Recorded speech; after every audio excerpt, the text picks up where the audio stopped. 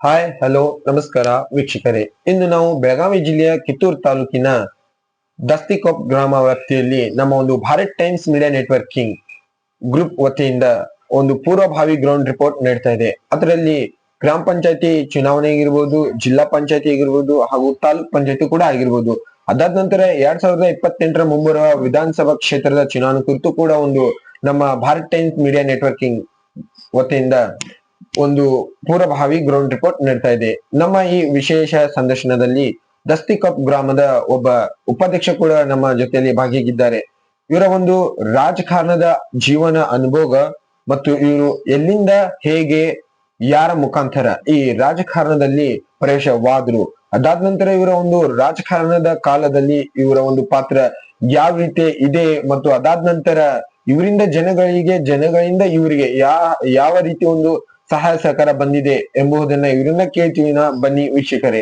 Sir ನಮಸ್ಕಾರ. ನಮಸ್ಕಾರ sir, ನಿಮ್ಮ ಮಾತುಕತೆ ಮುನ್ನಡೆಸುವ ಮುಂಚೆ ನಿಮ್ಮ ಒಂದು ಕಿರು ಪರಿಚಯ ಸರ್. ಉಮೇಶ್ ವಿರೂಪಾಕ್ಷಿ ಸಿದ್ದರಾಮಯ್ಯ, ದಸ್ತಿಕೊಪ್ ಗ್ರಾಮ ಪಂಚಾಯತಿ ಸದಸ್ಯ. ಸರಿ ಸರ್. ಸರ್, ತಾವು ಈ ಅಧಿಕಾರಾವಧಿಗೆ ಬರುವ ಮುಂಚೆ ಯಾವ ರೀತಿ ಒಂದು ಡೆವಲಪ್ಮೆಂಟ್ ಗಳು ಆಗಿದ್ವು ಆಗಿರ್ಲಿಲ್ಲ, ಅದಾದ ನಂತರ ತಾವು ಅಧಿಕಾರಾವಧಿಗೆ ಬಂದ ಮೇಲೆ ಯಾವ ರೀತಿ ಡೆವಲಪ್ಮೆಂಟ್ ಗಳ ಮಾಡಿದ್ದೀರಾ ಸರ್? ಸರ್, ನಾನು ಅಧಿಕಾರಕ್ಕೆ ಬರೋಕ್ಕಿಂತ ಪೂರ್ವದಲ್ಲಿ ನಮ್ಮ ಗ್ರಾಮದಲ್ಲಿ ಮೂಲಭೂತ ಸೌಲಭ್ಯದೊಳಗ ಸರಿಯಾಗಿ ಊರ ಓಣ್ಯಾಗ ನೀವು ರಸ್ತೆಗಳು ಇರಾಕಿಲ್ಲ. ಅವನ್ನೆಲ್ಲ ನಾವು ಕಾಂಕ್ರೀಟ್ ರಸ್ತೆಯನ್ನು ಮಾಡಿದ್ವಿ. ಅದರ ತದನಂತರ ಕುಡಿಯುವ ನೀರು ಮೊದಲ ಗ್ರಾಮ ಪಂಚಾಯತಿಯಿಂದ ನಳಗಳ ಪ್ರತಿ ಮನೆಗೊಂದು ಇದ್ದು, ಆದ್ರ ಈಗ JJM ಅನ್ನುವಂತ ಒಂದು ಹೊಸ ಸ್ಕೀಮ್ ಅನ್ನು ಬಂತು. ಆ ಸ್ಕೀಮ್ ಅನ್ನು ನಾವು ಸರಿಯಾಗಿ ಸದ್ಬಳಕೆಯನ್ನ ಯಾವ ರೀತಿಯಾಗಿ ಮಾಡಿಕೊಂಡು ಅಂತಂದ್ರೆ ಇಡೀ ಗ್ರಾಮದಲ್ಲಿ ಎಲ್ಲರಿಗೂ ಪ್ರತಿ ಮನೆಗೆ ಗಂಗೆಯನ್ನು ತಲುಪಿಸುವಂತ ಕೇಂದ್ರ ಸರ್ಕಾರ ಮತ್ತು ರಾಜ್ಯ ಸರ್ಕಾರದ ಯೋಜನೆ ಏನಿತ್ತು ಅದನ್ನ ಪ್ರತಿ ಮನೆಗೆ ತಲುಪಿಸುವಂತ ಕಾರ್ಯವನ್ನು ನಾವು ಎಲ್ಲರೂ ಕೂಡ್ಕೊಂಡು ಅಚ್ಚುಕಟ್ಟಾಗಿ ನೆರವೇರಿಸಿದೆವು. ಅದೇ ರೀತಿಯಾಗಿ ಇನ್ನ ವಿದ್ಯುತ್, ಬೀದಿ ದೀಪ ಇರ್ಬೋದು, ಯಾವುದೇ ಇರ್ಬೋದು. ನಮ್ಮಲ್ಲಿ ಮೊದಲು ಏನಿತ್ತು ಅಂತಂದ್ರ ಆಚೆ ಕಡೆ ಹಿರಿಯ, ಈಚೆ ಕಡೆ SC ಕಾಲನಿ ಇರ್ಬೋದು, ಈಚೆ ಕಡೆ ಮೈನಾರಿಟಿ ಕಾಲನಿ ಇರ್ಬೋದು, ನಮ್ಮ ಇದು ಇರ್ಬೋದು, ಯಾವುದೇ ಇರ್ಲಿ ನಮ್ಮಂತಕ್ಕೆ ಯಾವುದೂ ತರ ಜಾತಿ ಅದು ಇದು ಇಲ್ಲ. ನಮ್ಮಂತಕ್ಕೆ ಜಾತಿ ಇರೋದಂತಂದ್ರೆ ಒಂದು ಹೆಣ್ಣು ಒಂದು ಗಂಡು, ಎರಡೇ ಜಾತಿ, ಬೇರೆ ಯಾವುದೂ ಇಲ್ಲ. ಆದ್ರ ನಾವು ವಿದ್ಯುತ್ ಬಗ್ಗೆ ಹೇಳ್ಬೇಕಂತಂದ್ರ ನಮ್ಮ ಈ ಬಸವೇಶ್ವರ ದೇವಸ್ಥಾನದ ಊನ್ ಇರ್ಬೋದು, ಗ್ರಾಮದೇವಿ ದೇವಸ್ಥಾನದ ಊನ್ ಇರ್ಬೋದು, ನಾವು ಪ್ರತಿ ವರ್ಷ ಯುಗಾದಿ ಜಾತ್ರೆಯನ್ನು ಮಾಡ್ತೇವೆ. ಬಸವೇಶ್ವರ ಜಾತ್ರೆ ಮಾಡುವಂತ ಸಲ ಊರೆಲ್ಲ ಎರಡು ಊನ್ಯಾಗ ತೇರ್ ಸುತ್ತಾಯ್ತಿದ್ವಿ. ತೇರ್ ಸುತ್ತಾಗಬೇಕಾದ್ರ ನಾವು ಲೈಮನ್ಗಳು KBವ್ರಿಗೆ ಅರ್ಜಿ ಕೊಟ್ಟ, ಅವ್ರ 4-5 ಮಂದಿ ಲೈಮನ್ ತೊಂದ 2-3 ನಿಚ್ಚಣಿಕೆ ಕೊಟ್ಟ, ಅವನ ಸರ್ವಿಸ್ ವೈರ್ ಪ್ರತಿ ಮನೆಗೆ ಲೈನ್ ತೆಗಿಸಿ ಅವನ ಸರ್ವಿಸ್ ವೈರ್ ಕಟ್ ಮಾಡಿಸಿ ಅವಾಗ ತೀರ ರಥೋತ್ಸವ ಮುಗಿದ ನಂತರ ಅದನ್ನೆಲ್ಲ ಫಿಟ್ ಮಾಡಿ ನಾವು ಲೈನ್ ಹಾಕ್ಬೇಕಾದ್ರ ರಾತ್ರಿ 9 ಗಂಟೆ ಹಾಕಿತ್ತು ನಮ್ಗೆ. ಆದ್ರ ಅದನ್ನೊಂದು ವಿಚಾರ ಇಟ್ಕೊಂಡು ನಾನು ಏನ್ ಮಾಡಿದ್ವು ಅಂತಂದ್ರ ನಾವೆಲ್ಲರೂ ಕೂಡ್ಕೊಂಡ ಎರಡೂ ಓಣಿಯು ಯಾರ್ದೋ ಮನಿದ ಸರ್ವಿಸ್ ವೈರ್ ಕಟ್ ಮಾಡುವಂಗಿಲ್ಲ. ಹೊಸದೊಂದು ರಾಜ್ಯ ಸರ್ಕಾರ ಒಂದು ಮನವಿ ಮಾಡ್ಕೊಂಡ ಶಾಸಕರಿಗಿರ್ಬೋದು ಇವರಿಗೆ ವಿನಂತಿಯನ್ನು ಮಾಡ್ಕೊಂಡಾಗ ಅವಾಗ ನಮಗೆ KV ಅವರು ಅದಕ್ಕೆ ಸ್ಪಂದನೆ ಕೊಟ್ಟ, ಆಚೆ ಕಡೆ ಸೈಡ್ ಎಲ್ಲ ಕರೆಂಟ್ ಬೇರೆ, ಈಚೆ ಕಡೆ ಸೈಡ್ ನ ಕರೆಂಟ್ ಬೇರೆ, ಯಾವುದೋ ಒಂದು ವೈರ್ ಕಟ್ ಮಾಡುದ್ಲೆ ಈಗ 2 ವರ್ಷ ರಥ ಎಳ್ಯಾತವನು. ಹೋದ್ ವರ್ಷ ಗ್ರಾಮದೇವಿ ಜಾತ್ರೆ ಮಾಡಿದ್ವು, ಅವಾಗನ ಆ ಕೆಲಸ ಕೈ ತಗೊಂಡು ಜಾತ್ರೆ ಮುಕ್ಕಟ್ಟನ ಅದನ್ನ ಕೆಲಸ ಕೈ ತಗೊಂಡು ಹೋದ್ ವರ್ಷ ಈ ವರ್ಷ 2 ವರ್ಷ ಅದನ್ನ ಒಂದು ವೈರ್ ಯಾರ್ದೂ ಸರ್ವಿಸ್ ವೈರ್ ಕಟ್ ಮಾಡಿಲ್ಲ. ಕಟ್ ಮಾಡುದ್ಲೇನ ನಾವು ರಥೋತ್ಸವನ್ನ ಜರುಗಿಸಿದೆವು. ಮತ್ತ ಈ ಗಟ್ರದ್ದು ಡ್ರೈನೇಜ್ ನೀರು ಹೋಗಾಕ ನಮ್ಮಲ್ಲಿಂದ ವ್ಯವಸ್ಥೆನೇ ಹಾಕಿಲ್ಲ. ಗ್ರಾಮದಾಗಿಂದ ಹೊರಗೆ ಚರಂಡಿ ವ್ಯವಸ್ಥೆ ನಾವು ಇಲ್ಲಿ ರೋಡ್ ಪಕ್ಕಕ್ಕ MS ಹಾವೇರಿ ಪಕ್ಕಕ್ಕ ಅಲ್ಲಿ ಒಂದು 2.5 ಫೂಟ್ ಆಗಲ್ಲ, ಒಂದು 2.5-3 ಫೂಟ್ ಹೈಟ್ ಕಲ್ಲಿನ ಗಟ್ರ ಗ್ರಾಮ ಪಂಚಾಯತಿಯಿಂದ ಹಿಡಿದ ಮಲಪ್ರಭಾ ಹಳೆದಂಡಿ ಈಚೆ ಕಡೆನ ಒಂದು ಸರ್ವ್ ಐತೆ ಅಲ್ಲಿ. ಯಾಕಂದ್ರೆ ಇದನ್ನ ಡ್ರೈನೇಜ್ ನೀರು ನದಿ ಕುಡ್ಸಕ್ ಬರಂಗಿಲ್ಲ. ಓಕೆ ಸರ್, ಸರಿ, ಹೌದು. ಅದನ್ನ ನಾವು ಅಲ್ಲಿ ಮಠ ಅದನ್ನ ಮಾಡಿದ್ವಿ. ಅದರ ತದನಂತರ ಈಚೆ ಕಡೆಯಿಂದ ಇದೊಂದು ನೀರು ಹೋಗಾಕ ಇದು ವ್ಯವಸ್ಥೆ ಇರಾಕಿಲ್ಲ. ಇಲ್ಲಿ ಒಂದು 3-4 ಜನ ಸಾರ್ವಜನಿಕರ ಜಮೀನಿನಲ್ಲಿ ಈ ನೀರು ಹೋಗ್ತಿತ್ತು. ಕಳೆದ ತುಂಬಾ ದಿನಗಳಿಂದ ಹೋಗ್ತಿತ್ತು. ಆದ್ರ ಅದನ್ನ ನಾವೆಲ್ಲರೂ ಕೂಡ್ಕೊಂಡು ಏನ್ ಮಾಡಿದ್ವು, ನಮ್ಮ ಮಾಜಿ ಶಾಸಕರು ಇರ್ಬೋದು, ಮಾಜಿ ತಾಲೂಕ್ ಪಂಚಾಯತಿ ಸದಸ್ಯರು ಅಧ್ಯಕ್ಷರು ಇರ್ಬೋದು, ಜಿಲ್ಲಾ ಪಂಚಾಯತ್ ಸದಸ್ಯರು ಇರ್ಬೋದು, ಇವ್ರನ್ನ ಮತ್ತೆ ನಮ್ಮ MP ಅವ್ರು ಇರ್ಬೋದು, ಎಲ್ಲಾ ಒಟ್ಟು ಅವ್ರ ಊರನ್ನೋದ್ಲಿ. ಮತ್ ನಮ್ಮ ಆ ತಾಲೂಕಾ ಪಂಚಾಯತಿ US ಅವ್ರು ಇರ್ಬೋದು, ಸರಿ JDP ಅವ್ರು ಇರ್ಬೋದು, ಇವ್ರೆಲ್ಲಾರನು ಅವ್ರಿಗೆ ಭೇಟಿಯಾಗಿ ಇದೊಂದ್ ಗಟ್ರದ ನಮಗ್ ಬಹಳ ಸಮಸ್ಯೆ ಐತೆ ಅಂತಂದಾಗ ನಮಗ ಅದನ್ನ ನರೇಗಾದೊಳಗ ಹ್ಮ್ ಆ ಕೆಲಸ ನರೇಗಾದೊಳಗ ಸುಮಾರು 1.5 ಕಿಲೋಮೀಟರ್ ಆಗ್ತೈತಾರ ಅದ್ ಗಟ್ರ. ಸರಿ ಅದನ್ನ ಅದೇನು ಜಮೀನದವ್ರಿಗೆ ಪಾಪ 15-20 ಗಂಟೆ ಒಂದ್ ಪೈಸಾದ 1 ಎಕರೆ ಒಂದವ್ರ ಇಂಜಿ ಒಬ್ರು ಸಿದ್ನವ್ರ ಅನ್ನವ್ರು ಒಂದ್ ಪೈಸಾ ಉತ್ಪನ್ನ ತಗೊಂಡಿರ್ಕಿಲ್ಲ. ಯಾಕಂದ್ರೆ ಪಾಪ ಅವ್ರದ್ದು ಆರ್ಥಿಕ ಪರಿಸ್ಥಿತಿನೂ ಅವ್ರು ಸರಿ ಇರ್ತಿರ್ಕಿಲ್ಲ, ಅವ್ರಿಗೆ ಯಾರು ಮನ್ನಣೆನೂ ಕೊಡ್ತಿರ್ಕಿಲ್ಲ. ಸರಿ ಅದನ್ನ ನಾವು ನಮ್ಮ ಗಮನದಲ್ಲಿ ಇಟ್ಕೊಂಡ ಇವ್ರು ಒಬ್ಬರಿಗೆ ಅಲ್ಲ ಯಾರಿಗೂ ಇದು ತೊಂದರೆ ಆಗಬಾರ್ದು ಅಂತೇಳಿ ಈಗ ಅಲ್ಲಿ ತೆಳಗಿನ ಸರ್ವ್ ಅಂತ ಹೇಳಿದ್ನಲ್ರಿ, ನಮ್ ದಸ್ತಿಕೊಪ್ಪ ಗ್ರಾಮದಿಂದ ಕುಂಬಾರ್ ಹಿತ್ತಲದಿಂದ ಹಿಡಿದು ಅಲ್ಲಿ ಮಠನು ಅದನ್ನ ಸಿಸಿ ಗಟ್ರ ಮಾಡಿ ಯಾರಿಗೂ ತೊಂದರೆ ಆಗದಂಗ ಅದನ್ನ ವ್ಯವಸ್ಥೆ ಮಾಡಿ ಅದನ್ನ ಸರ ನಾವು ಅಚ್ಚುಕಟ್ಟಾಗಿ ಪೂರೈಸಿದ್ವಿ. ಮಾಡಿದ್ದೀರಾ ಸರ್? ಸರಿ ಸರ್, ತಾವು ತಮ್ಮ ಒಂದು ಪಾತ್ರ ಸರ್ ಮಕ್ಕಳ ಅಭಿವೃದ್ಧಿ ಶಿಕ್ಷಣದಲ್ಲಿರ್ಬೋದು, ಸ್ಕೂಲ್ ಆಗಿರ್ಬೋದು, ಅಂಗನವಾಡಿ ಕೇಂದ್ರದಲ್ಲಿ ಮತ್ತು ಹೈಸ್ಕೂಲ್ ಮತ್ತು ಪ್ರಾಥಮಿಕ ಸ್ಕೂಲ್ ಆಗಿರ್ಬೋದು, ಬಿಸಿ ಊಟ, ಕುಡಿಯುವ ನೀರು, ಕೊಠಡಿಗಳು, ತಮ್ಮ ಒಂದು ಪಾತ್ರ ಯಾವ ರೀತಿ ಇರ್ತಿತ್ತು ಸರ್? ಸರ ನಾವು ಸ್ಕೂಲ್ ಬಗ್ಗೆ ಹೇಳ್ಬೇಕಂತಂದ್ರ ಈಗ ನಾವು ಅದನ್ನ ಅಭಿವೃದ್ಧಿ ಮಾಡ್ಬೇಕಂತಂದ್ರ ಅಂಗನವಾಡಿ ಇರ್ಬೋದು, ನಮ್ಮ ಪ್ರೈಮರಿ ಸ್ಕೂಲ್ ಇರ್ಬೋದು. ಯಾಕಂದ್ರೆ ನಮ್ಮದು ಹೈಸ್ಕೂಲ್ ಮಲಪ್ರಭಾ ಶುಗರ್ ಫ್ಯಾಕ್ಟ್ರಿ ಒಳಗೆ ಇಂಕೆಹುಳಿ ಕಲ್ಮೇಶ್ವರ ಶಾಲೆ ಅವ್ರದ್ದು ಐತ್ರಿ. ಎಲ್ಲ ಮಕ್ಕಳೆಲ್ಲ ಅಲ್ಲಿ ಹೋಗ್ತಾವು. ಆದ್ರೆ ಸ್ಕೂಲ್ ಬಗ್ಗೆ ನಾವು ಯಾಕೆ ಹೆಚ್ಚು ಒತ್ತು ಕೊಟ್ಟಿದೀವಿ ಅಂತಂದ್ರ ನಾನು ನನ್ನ ಶಿಕ್ಷಣ ಆದದ್ದು ಕೇವಲ 5ನೇ ತರಗತಿ ಸರಿ ನನ್ನ ಶಿಕ್ಷಣ. ಸರಿ ಯಾಕಂತ ನಾವು ಕಲಿತಿಲ್ಲ. ಇನ್ನು ಮುಂದೆ ನಮ್ಮ ಗ್ರಾಮದಾಗಿನ ಎಲ್ಲಾ ಮಕ್ಕಳನ್ನು ಸರಿಯಾಗಿ ವಿದ್ಯಾಭ್ಯಾಸನ ಮಾಡಿ ಯಾಕಂದ್ರೆ ನಮ್ಮ ಸ್ಕೂಲ್ ಟೀಚರ್ನು ಬಾಳ ಚಲೋ ಅದ.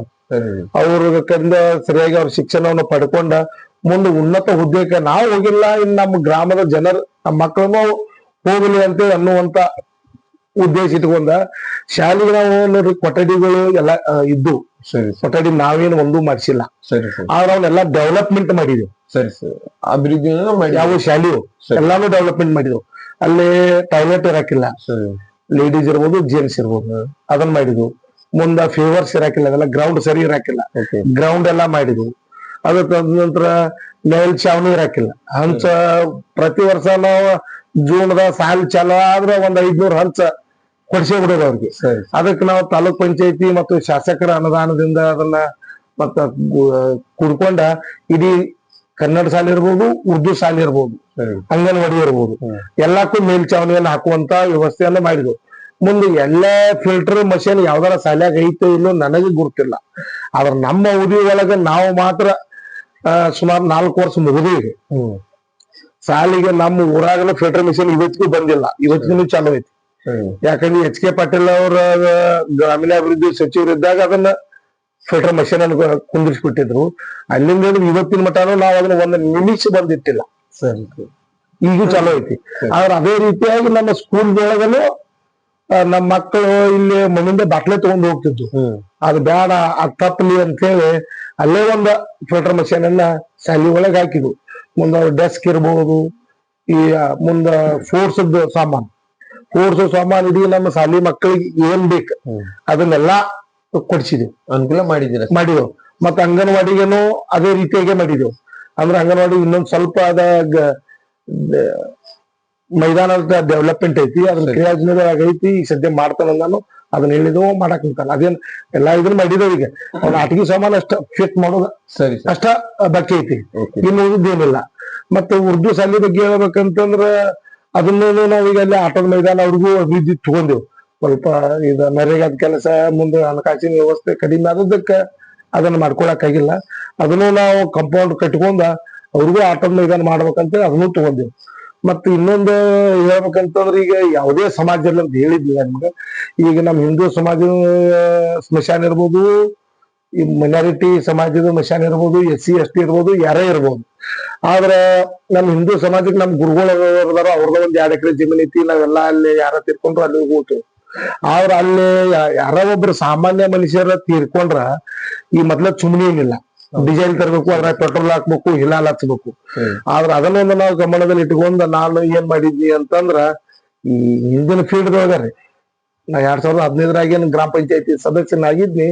ಅದ ಸಂದರ್ಭದಲ್ಲೇನ ನಾನು ಅಲ್ಲಿ ಒಂದು ಸಪರೇಟ್ TC ಮಾಡಿ ಅಲ್ಲಿ ಸ್ಮಶಾನ ಮಠನೂ ಬೀದಿ ದೀಪ, ಇಲ್ಲಿ ಮೈನಾರಿಟಿ ಸ್ಮಶಾನ ಏನೈತ್ರಲ್ಲ ಸರಿ ಇದಗ ಅಂತೀರಿ ನೀವು. ಸರಿ ಆ ಇದಗಾದ ಮಟನ್ನು ಅಲ್ಲೂ ಆ, ವಿದ್ಯುತ್ ದೀಪ ಹಾ. ಹಾಕಿದ್ವಿ. ಮುಂದೆ ಸ್ಮಶಾನ ಇನ್ನ ಕುರುಬ ಜನಾಂಗಕ್ಕ ಮತ್ತು ಮರಾಠ ಜನಾಂಗಕ್ಕ ಇನ್ನುಳಿದ ಕಾಸ್ಟಿಗೆ SC ST ಸ್ಮಶಾನ ಇರಾಕಿಲ್ಲ. ಸರಿ ಅದು ಕೂಡ ನಾವು 27 ಗುಂಟೆ ನಮ್ದು ಮೂರಂ ಕಣಿ ಅಂತ ಜಾಗ ಇತ್ತು. ಸರಿ ಅದನ್ನ ಜಿಲ್ಲಾಧಿಕಾರಿಗಳು ವಿನಂತಿ ಮಾಡ್ಕೊಂಡ, ತಹಶೀಲ್ದಾರ್ ವಿನಂತಿ ಮಾಡ್ಕೊಂಡ, ಅದನ್ನು ಕೂಡ 27 ಗುಂಟೆ ಜಮೀನವನ್ನ ಸ್ಮಶಾನವನ್ನಾಗಿ ಮಾಡಿ ಅದನ್ನ ಅಭಿವೃದ್ಧಿ ಮಾಡತ್ತಿದ್ವಿ. ಮಾಡಿದ್ದೀರಿ. ಈಗ ಅಲ್ಲೇ ಸ್ಮಶಾನ ಈಗ ಅವ್ರು ಅವ್ರ ಪಾಪ ಸ್ಮಶಾನ ಇರಕ್ಕಿಲ್ಲ, ಯಾರು ಜಮೀನ್ ಇರ್ತಾವು ಇರೋದಿಲ್ಲ, ಅವ್ರಿಗೆ ತೊಂದರೆ ಆಗತ್ತೆ ಜಮೀನ್ ಇಲ್ದವ್ರಿಗೆ, ಅವ್ರಿಗೂ ಕೂಡ ಅದನ್ನ ಸ್ಮಶಾನವನ್ನ ಅದನ್ನ ಮಾಡಿದ್ವು. ಅಲ್ಲಿಯೂ ನಾವು ವಿದ್ಯುತ್ ದೀಪ, ಅಲ್ಲಿ ಒಂದು ಸಪರೇಟ್ TC, ಮತ್ತ ಅಲ್ಲಿ ಈ ಇದಗಾದೊಳಗ ಒಂದು ಬೋರ್ ಹೊಡೆದ ಸಪರೇಟ್ ಆಗಿ ಅಲ್ಲಿ ಅವ್ರಿಗೆ ಯಾವುದೇ ಸಮಾಜ ಅಲ್ಲ, ಯಾಕಂದ್ರೆ ಅದು ಸಮಾಜದ ಎರಡು ಸಮಾಜದ್ದು ಅಲ್ಲೇ ಅದಾವ ಸರಿ ಸ್ಮಶಾನ. ಎಲ್ಲರಿಗೂ ಉಪಯೋಗ ಆಗಲಂತ ಅವ್ರಿಗೆ ಯಾರ ತೀರ್ಕೊಂಡಾಗ ಅಲ್ಲಿ ಹೋದ್ರ ಅದ್ರ ನೀರ್ ಸಿಗ್ಬೇಕಂತ, ಸರಿ ಒಂದ್ ಬಟನ್ ಹೊಡೆದ್ರೆ ನೀರ್ ಸಿಗ್ಬೇಕು. ಹೌದು ಆ ರೀತಿಯಾಗಿ ಅದನ್ನೊಂದ್ ಮಾಡಿದೆವು. ಅಲ್ಲಿ ಎಲ್ಲಕ್ಕೂ ಅದಕ್ಕೆ ದೀಪದ ವ್ಯವಸ್ಥೆ, ಅಲ್ಲಿ ಹಿಲಾಲ್ ಹಚ್ಚೋಂಗಿಲ್ಲ. ಯಾರ್ ಬೇಕಾದ ಸಮಾಜದವ್ರು ನಮ್ ಗ್ರಾಮದವ್ರು ತೀರ್ಕೊಂಡ್ರು ಒಂದು ಹಿಲಾಲ್ ಹಚ್ಚೋಂಗಿಲ್ಲ. ಸರಿ ಸರ್, ಈ ರೀತಿ ನಾವು ಡೆವಲಪ್ಮೆಂಟ್ ಮಾಡಿದ್ದೀವಿ. ಸರಿ ಸರ್, ತಾವು ಈ ರಾಜಕಾರಣದಲ್ಲಿ ಎಲ್ಲಿಂದ ಮತ್ತು ಹೇಗೆ ಯಾರ ಮುಖಾಂತರ ಪ್ರವೇಶವಾದ್ರಿ ಸರ್? ಸರ್, ನಾವು ರಾಜಕಾರಣಿಗೆ ಬರ್ಬೇಕಂತಂದ್ರ ನಮ್ಮ ಅಣ್ಣವರು ಬಸನಗೌಡ ಸಿದ್ದರಾಮಯ್ಯ ಅವರು, ಸರಿ ಅವರು ತಮ್ಮದ 16ನೇ ವಯಸ್ಸಲ್ಲಿ ಇದ್ದಾಗನ ಅವ್ರಿಗೆ ರಾಜಕಾರಣಿಗೆ ಎಂಟ್ರಿ ಆದ್ರು. ಸರಿ ಸರ್, ಹೆಂಗ್ ಎಂಟ್ರಿ ಆದ್ರು ಅಂತಂದ್ರ ನಮ್ಮ ಸುರೇಶ್ ಅಂಗಡಿ ಅವರು, ದಿವಂಗತ ಸುರೇಶ್ ಅಂಗಡಿ ಅವರು, ಸರಿ ನಮ್ಮ ಮಾಜಿ ಶಾಸಕರಾಗಿರ್ತಕ್ಕಂತ ಸುರೇಶಣ್ಣ ಮಾರಿಯಾಳ್ ಅವರು, ಇವರು ಅದ ನಮ್ಮ ಗ್ರಾಮದಲ್ಲಿ ಬಿಜೆಪಿ ಅನ್ನೋದೇ ಇರಾಕಿಲ್ಲ. ನಮ್ಮ ಈ ಕಿತ್ತೂರು ತಾಲೂಕು, ಕಿತ್ತೂರು ವಿಧಾನಸಭಾ ಕ್ಷೇತ್ರ, ಅವಾಗ ಇವರು ಕಿತ್ತೂರು ತಾಲೂಕು, ಕಿತ್ತೂರು ಬ್ಲಾಕ್ ಬಿಜೆಪಿ ಅಧ್ಯಕ್ಷರಾಗಿ ಸುರೇಶ್ ಅಂಗಡಿ ಅವರು ಒಂದು ಮುಖಾಂತರ ಇವರು ರಾಜಕೀಯ ಪ್ರವೇಶ ಮಾಡಿ. ಆದ್ರೆ ನಮ್ಮ ನೆಚ್ಚಿನ ಗುರುಗಳು ಅಂತಂದ್ರೆ ನಾವು ಜಗದೀಶ್ ಶೆಟ್ಟರ್. ಓಕೆ ಸರ್, ಸುರೇಶ್ ಅಂಗಡಿ ಅವರು ಮತ್ತು ಜಗದೀಶ್ ಶೆಟ್ಟರು. ಯಾಕಂದ್ರೆ 2007-8ರಲ್ಲಿ ಚುನಾವಣೆ ಆದಂತ ಸಂದರ್ಭದಲ್ಲಿ ನಮ್ಮ ಸನ್ಮಾನ್ಯ ಸುರೇಶಣ್ಣ ಮಾರಿಯಾಳ್ ಅವರ ಶಾಸಕರಾದ್ರು. ಒಳ್ಳೆ ಮತ್ತೆ 2010ರಾಗನು ಅವರು ಶಾಸಕರಾದ್ರು. ಹಾಗೆ ಅವರ ಒಂದು ಮುಖಾಂತರ ನಾವು ನಮ್ಮಣ್ಣ ಅವಾಗ ರಾಜಕೀಯ ಎಂಟ್ರಿ ಪ್ರವೇಶ ಮಾಡಿದಾರೆ.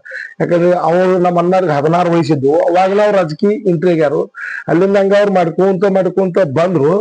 ಬಂದಿಂದ ನಾನು ರಾಜಕಾರಣಿಗೆ ಯಾವಾಗೂ ಎಂಟ್ರಿ ಆಗಿರ್ಕಿಲ್ಲ. ಸರಿ, ನಾನು ಯಾಕೆ ಎಂಟ್ರಿ ಆಗಿರ್ಕಿಲ್ಲ, ನಮ್ದು ಒಕ್ಕಲ್ತನ ಉದ್ಯೋಗ, ರಾಜಕಾರಣಿ ಮಾಡತನ ಮಾಡೋಲ್ಲ ಅಂತೇಳಿ ನಾನು ನಮ್ಮ ತಮ್ಮ ಸಣ್ಣವ ನಾವು ಒಕ್ಕಲ್ತನ ಉದ್ಯೋಗದಾಗ ನಾವು ತೊಡಿಕೊಂಡು ಬಿಟ್ಟಿದ್ದು.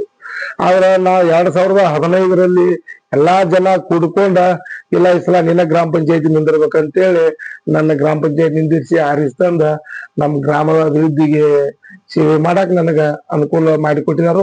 ಆ ರೀತಿಯಾಗಿ ಸರ್ಕಾರದಿಂದ ಬಂದಂತ ಅನುದಾನ ಇರ್ಬೋದು, ಎಲ್ಲಾ ನಮ್ ಗ್ರಾಮ ಪಂಚಾಯತಿಯಿಂದ ಏನು ಸೌಲಭ್ಯಗಳು ಸಿಗುತ್ತಾವು ಅದನ್ನ ನಮ್ಮ ಕಡೆಯಿಂದ ಏನ್ ಆಗಬೇಕಲ್ಲ ಅವನ್ನೆಲ್ಲಾ ಕೆಲಸ ಕಾರ್ಯಗಳನ್ನ ನನ್ನ ಮಾಡಾಕ ಒಂದು ಅನುಕೂಲ ಆಗೈತಿ. ನಮ್ ಗ್ರಾಮದ ಗುರು ಹಿರಿಯರು ಹಾಗೂ